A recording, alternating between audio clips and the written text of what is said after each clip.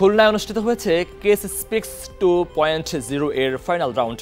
খুলনার প্রকৌশল ও প্রযুক্তি বিশ্ববিদ্যালয়ের অডিটোরিয়ামে স্পেকট্রাম ক্লাবের উদ্যোগে এই আয়োজন করা হয়। এর আগে 2 মাসের বেশি সময় ধরে অনলাইনের মাধ্যমে দেশের 46টি বিশ্ববিদ্যালয়ের 1398 জন শিক্ষার্থী 372টি দলে ভাগ হয়ে এই প্রতিযোগিতায় অংশ নেয়।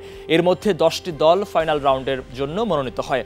অনুষ্ঠান শেষে প্রথম, দ্বিতীয় ও তৃতীয় স্থান অধিকারী 3টি দলকে পুরস্কৃত করা হয়েছে।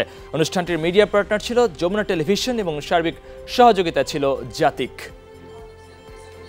যমুনা টিভিকে অসংখ্য ধন্যবাদ কুয়েটের মতো প্রতিষ্ঠানে এসে এখানে অনুষ্ঠানটা কভার করার জন্য। আর ইনশাল্লাহ সামনের দিনগুলোতে আমরা আবার যমুনা টিভিকে পাবো এবং তাদেরকে অসংখ্য ধন্যবাদ। ইয়াং ট্যালেন্টগুলা, এই যে শিক্ষার্থীগুলা এত ভালো বেস্ট বাংলাদেশের ইউনিভার্সিটিস থেকে, এরাই আমাদেরকে হেল্প করতে পারে তাদের ইয়াং আইডিয়াসগুলা দিয়ে, যাতে আমরা একসাথে হয়ে কাজ করে উদ্যোক্তাদের আরও ভালো কোনো কিছু একটা সলিউশন দিতে পারি।